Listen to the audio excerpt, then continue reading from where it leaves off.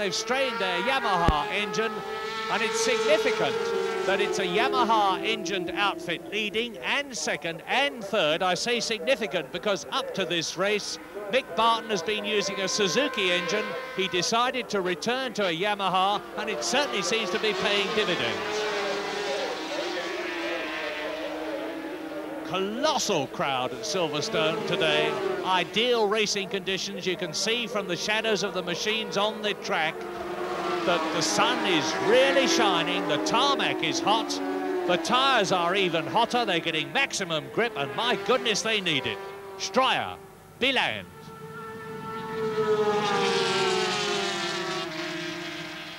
Rolf Biland is a man who is always out to find a loophole in the regulations. He did it originally he was the man who thought of and produced with Louis Christian these long outfits. Biland pioneered them. That was a year when there were two classes in the World Championship, and with two different machines, Biland won both of them. And it's Stryer leading, Biland second. Third is still Barton, fourth is still Schwarzel, fifth back there still are Steve Abbott and Sean Smith, the men from Riddings, ex-British champions. So in the first three places, because Schwarzel is up into third place now, number 3, Werner Schwarzel, has put it across Mick Barton. I'm wondering now, because Mick Barton is dropping back, you see. That's the man who was leading just very recently. He's dropping back, and it looks to me as though he's strained the engine. He's having to give best to the 3 Continentals in front of him. That's nothing to be ashamed of. And as Valtisberg gets his weight right over to the right, just with his toes tucked under the bar that keeps them in position, and if they slipped out, he would pitchfork out over the side of the outfit, and some 120 miles there. Thank heavens he didn't. Now, down. Schwarzel's coming up. Schwarzel looks as though he's going to try and make a challenge for second, and Biland is trying to go through on the inside of Woodcote and take Stryer, who has nothing of it. Watch the front wheel when they come round the corners, and you will see it literally shimmering in spite of the width of the rubber, and that's half distance. 10 laps completed in this 20-lap race. Stryer, Biland, Schwarzel, Barton, Abbott, and then Alain Michel and Jean-Marc Fresque, the French pairing in 6th position, and that gives them, if they finish there, 5 points in the championship to add to the 47 they've already got. 52, they're in 3rd position, but we've seen virtually nothing of them. There's the man. Well, it's a long, long time since Holland had a world champion in any class. And hello, who's that out of the running? It looks like Graham Gleason's outfit. Yes, it is. It's Graham Gleason and Kurt Rotenbuehler, the Swiss. Graham Gleason comes from New Zealand. They're out of the race. And now, number 32, Pascal Fevre is going to get a shock soon. He's going to be engulfed by 1, 2, 3 outfits. He looks over his right shoulder just as well, because there's Stryer, there's Biland, there behind Biland is Schwarzel, and he's been lapped.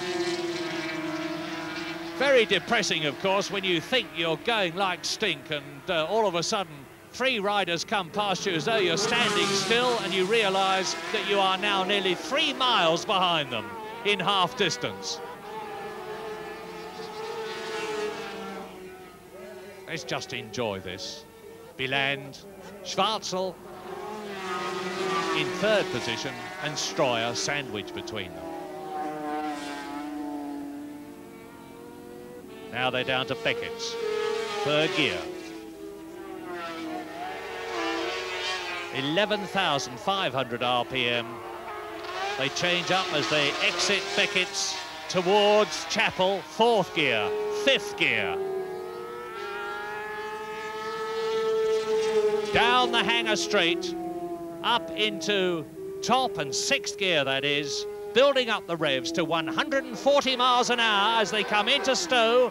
Shut off, go down a gear, and Stryer goes through. Now it's up to 5th again, back to 4th for Club, the right-hander.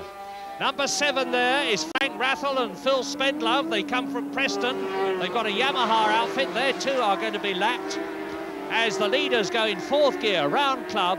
Now they're up to a part of the course which is almost as quick as the Hanger Straight, as Rathel and Spendlove are going to be passed now, first of all by the lead, and coming up to there is Stroyer. Rathel's been lapped. Stroyer on the inside. Biland holds the outside line, keeps the lead.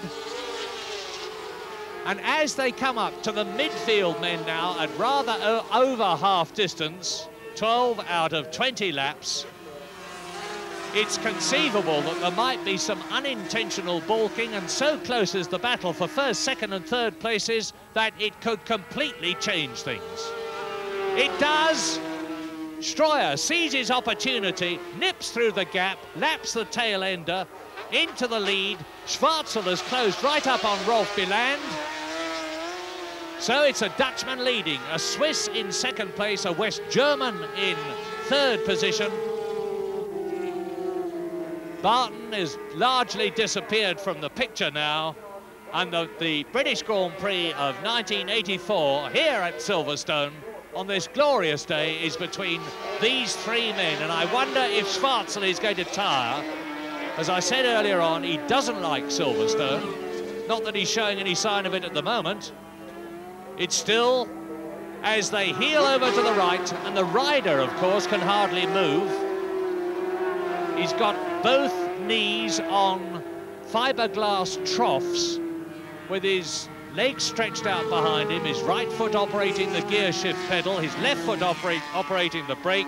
That's Derek Blackburn and Mark Day from Leicester, number 41, in their Yamaha powered outfit. They've nearly all got these Japanese 2-stroke 4-cylinder engines. And watch the lapping now, as Blackburn gets passed, first of all, by the leader, who is Egbert Stroyer, then by Biland, then by Schwarzel.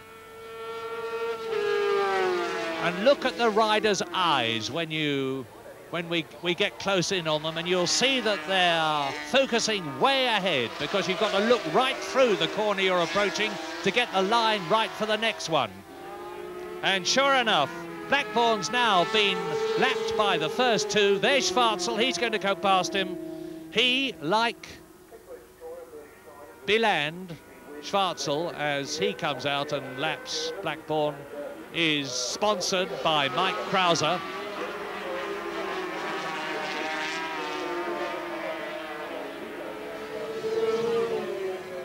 And rider and passenger, of course, have to work in complete unison. If the passenger's timing is wrong, if his foot slips and the weight is in the wrong place, it completely destroys the balance of the outfit, the concentration of the rider. It has been known in sidecar racing at the start for the sidecar passenger who pushes not to get aboard in time, and for the driver to rush off without him. And he often doesn't discover until the first corner when he goes off the course. That didn't happen here, thank heavens. So another lap completed.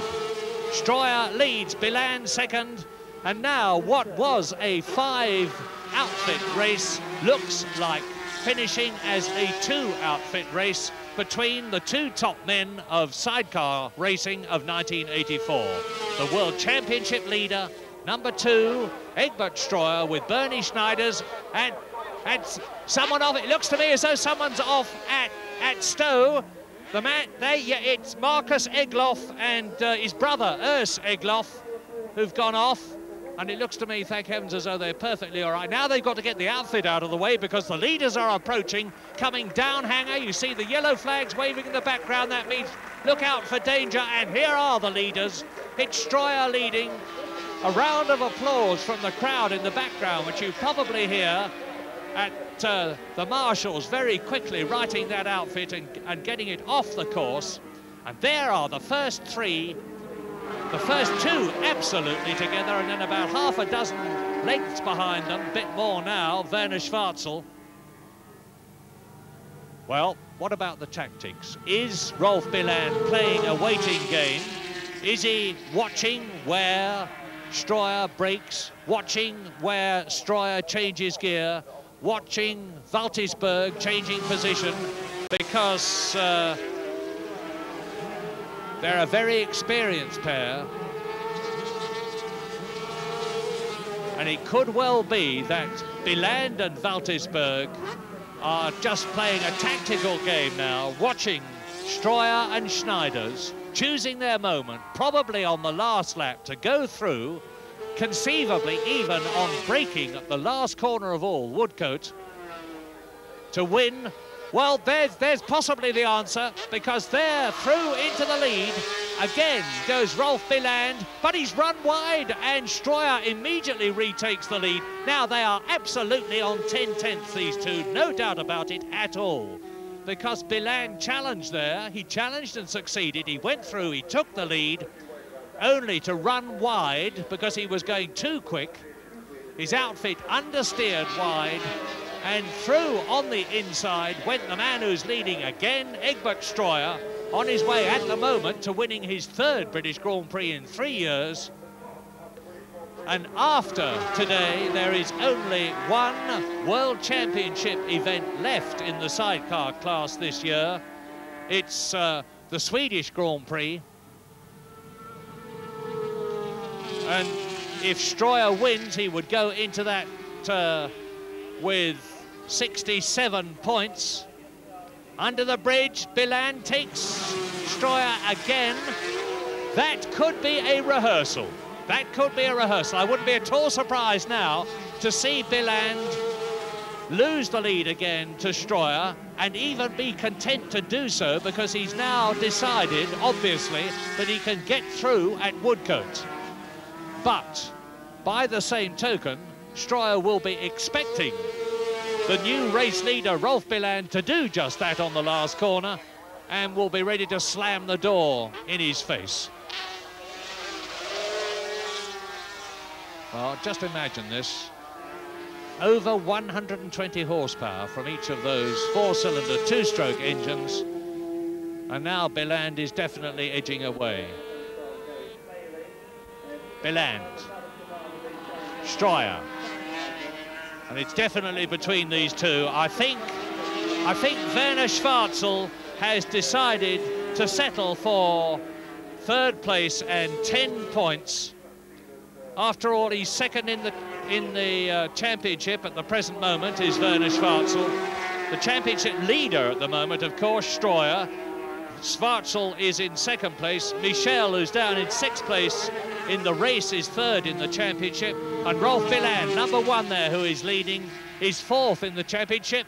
And steaming up hard as they come up to number 10. Now, they're the Zerbrugge brothers from Switzerland. And they're a potential mobile chicane in the way of Biland and Stroyer. Are they going to move over and let them through as they come to Cox? Yes. Thanks, lads.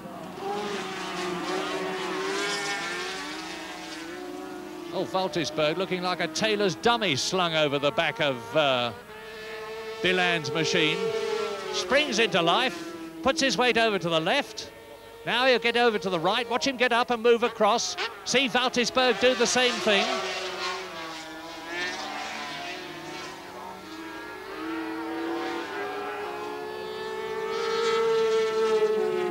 Concentration, of course, has to be absolute. If you relax for 1 split second at this speed on a racing line, at minimum you lose speed, at the worst you go off.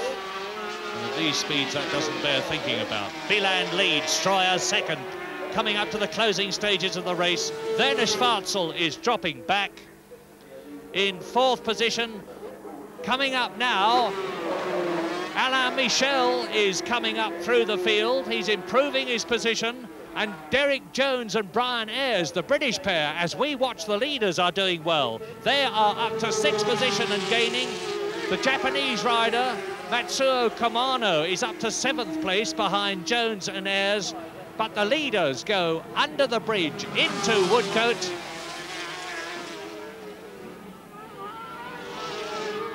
And of course, it's tremendously physical, obviously, especially for the sidecar passenger, but the rider too has to move his weight across as much as he can. He's constantly operating with his feet, the brake and the gear pedals, controlling the engine revs with the twist grip on the right-hand handlebar, the braking of the front wheel with his right hand, the clutch lever with his left hand. So it's all action inside there, and we are now on lap 18 in this on lap 19 in this 20-lap race. We should see as they complete it. Stroyer leading, having won in 83 and 82. Biland having a look round the side of Stroyer's outfit.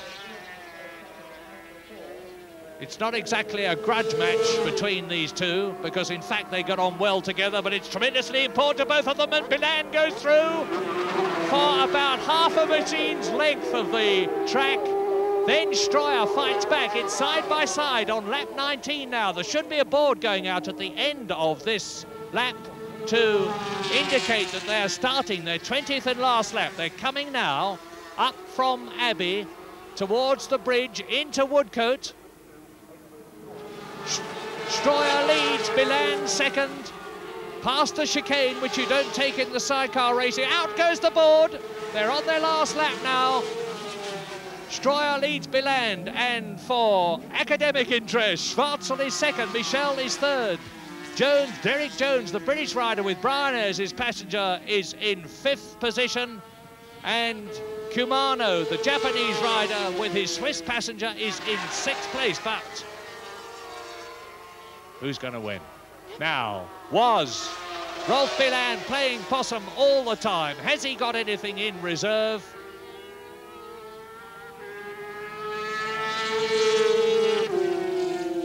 Down hanger, the fast hanger straight, 140 miles an hour for the 20th and last time, and Biland is closing as they come down to the right-hander at Stowe. Whack it down into 4th gear. Out of Stowe, down towards Club. It's the Dutchman, the Dutch pairing of Stroyer and Schneiders. Schneider's almost invisible. Out he goes to the right. Out goes Valtisberg for Biland to the right.